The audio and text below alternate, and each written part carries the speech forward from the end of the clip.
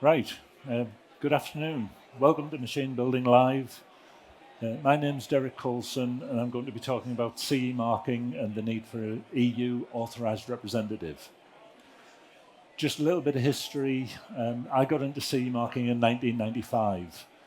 There was a guy called Paul Laidler, who was a lecturer in electrical engineering at Longlands College in Middlesbrough, who went to a seminar on CE marking in 1992.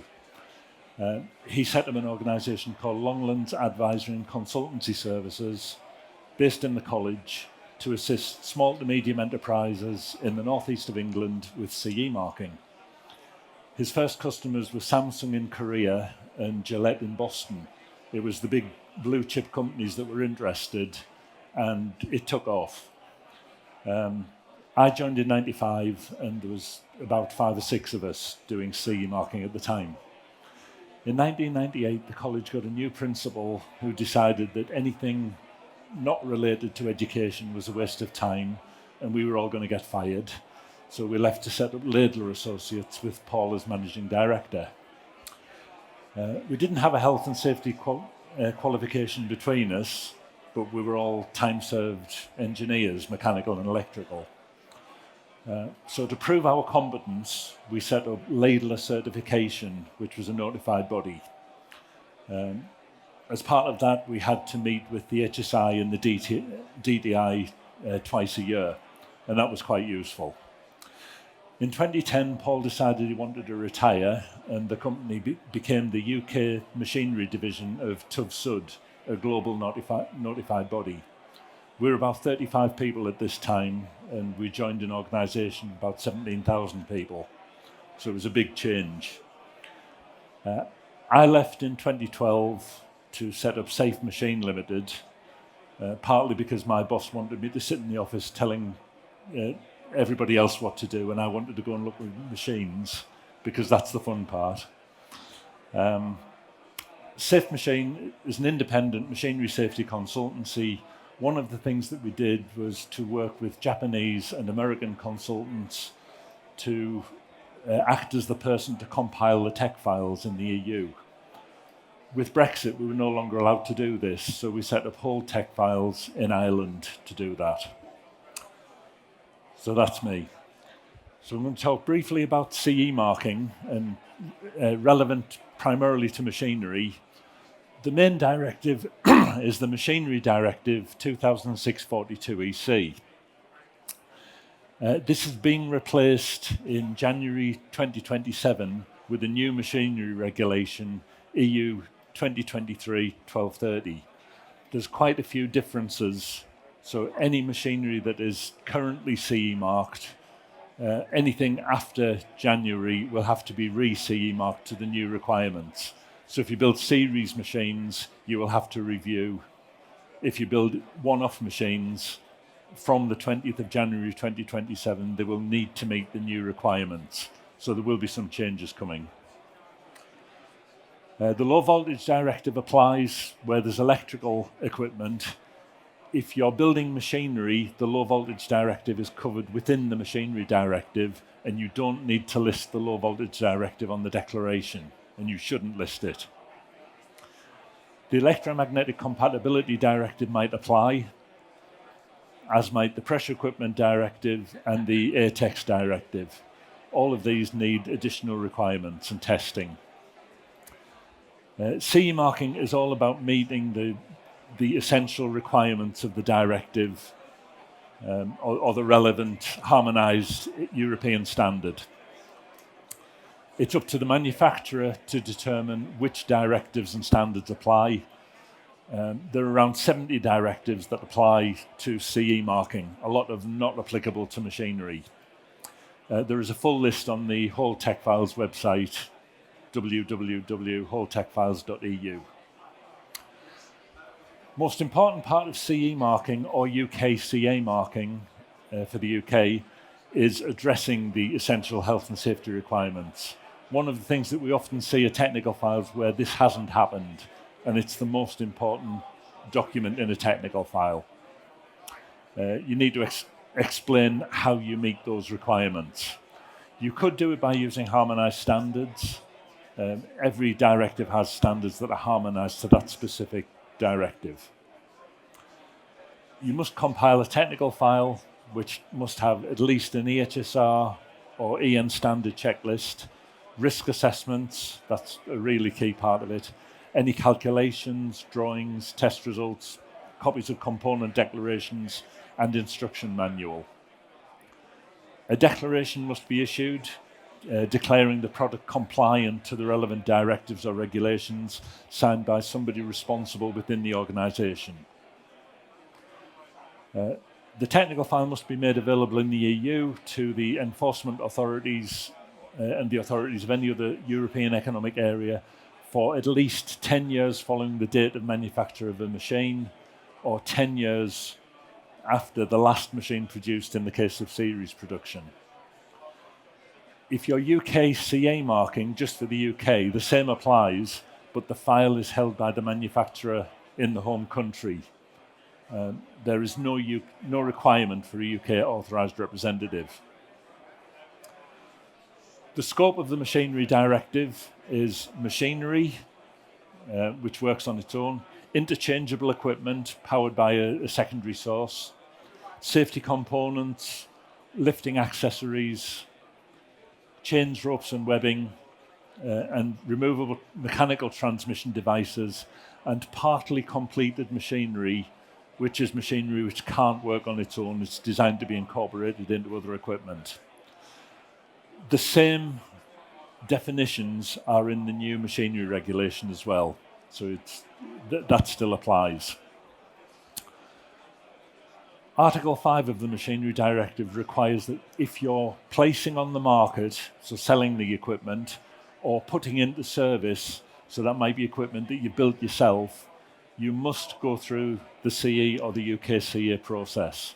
So before placing machinery on the market or putting into service, you must ensure it satisfies the relevant essential health and safety requirements, ensure a technical file is available, provide all necessary information such as instructions, draw up an EC declaration of conformity, and affix the CE or UK CE marking or both.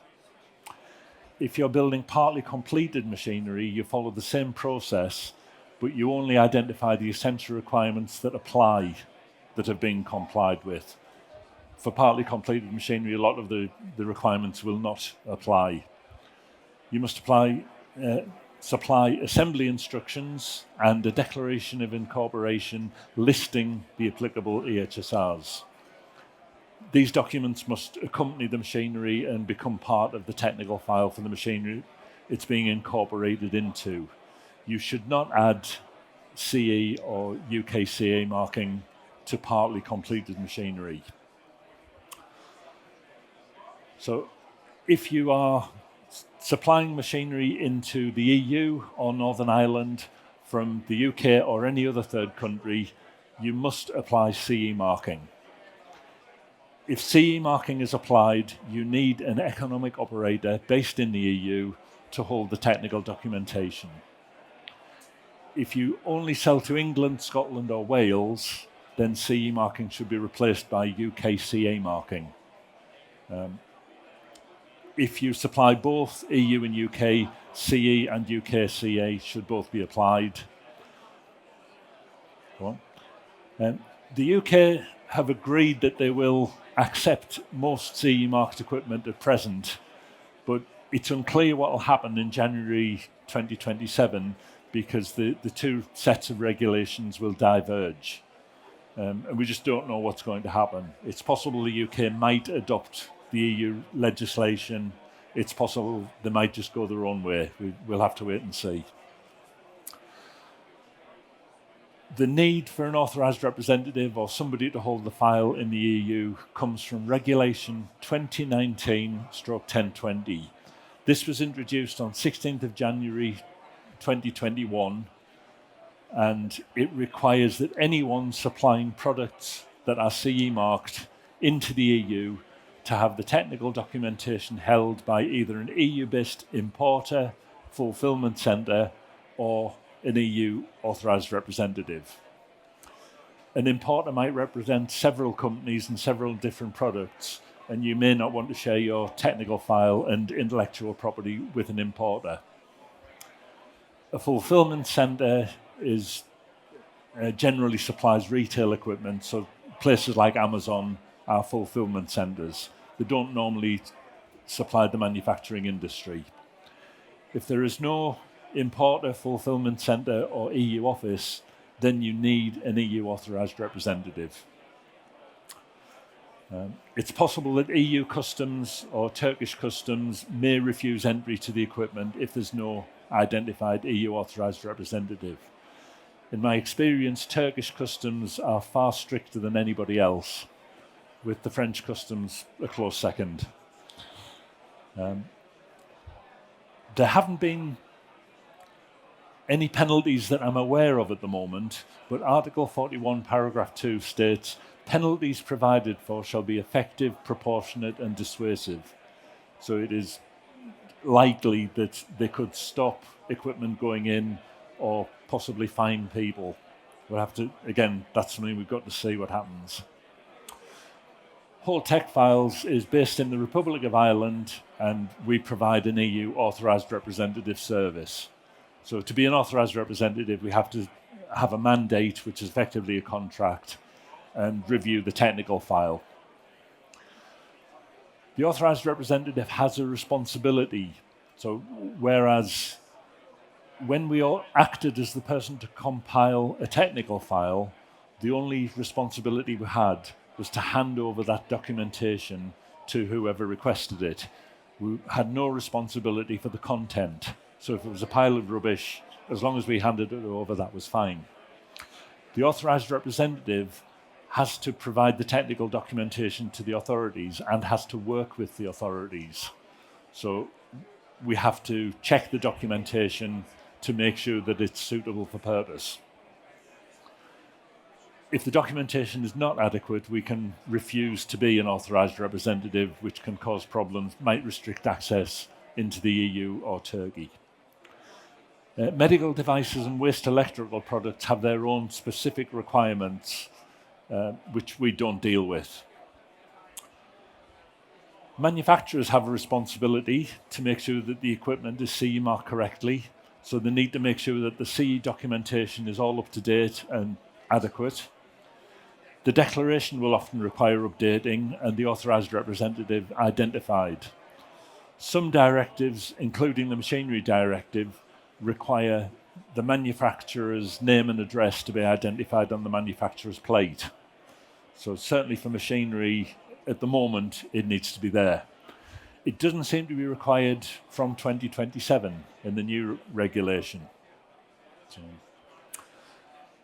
So what this all means, non-EU-based machinery suppliers to the EU or Northern Ireland must have an EU person authorised to compile a technical file identified on the Declaration of Conformity.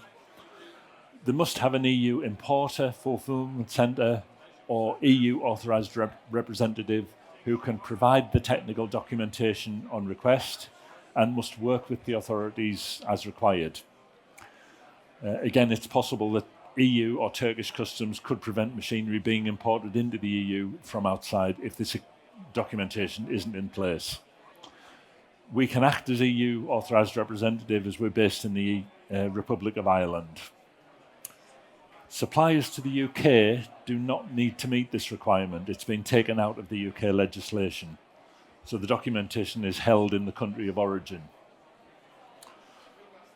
So in conclusion, if you're supplying machinery to the EU or Northern Ireland, you must make sure there is a current, up-to-date technical file, issue a declaration of conformity or incorporation, and apply the CE marking. You must ensure there is an EU person to compile the technical file. You must ensure that there is an economic operator, such as an authorised representative based in the EU, identified on the declaration and manufacturer's plate. If you're only supplying England, Scotland or Wales, then UK CE marking is required. No authorised representative is needed. If you apply the CE marking to the machinery, you need an economic operator based in the EU, such as an authorised representative. Our contact details are here. Derek at safemachine.co.uk, sorry, Derek at holdtechfiles.eu, or the website is holdtechfiles.eu. We also have a machinery safety consultancy, which is Safe Machine, which is Derek at safemachine.co.uk, or the website is safemachine.co.uk. There are some free downloads available on the Safe Machine website, which you can download, guides to CE marking and things like that. And we also have a compliance risk software, which is designed to assist the building of technical files, addressing essential health and safety requirements, risk assessments, that sort of thing. Thank you for your time. If you've got any questions, we're on stand 142 in the Compton room over the other side. Thank you very much.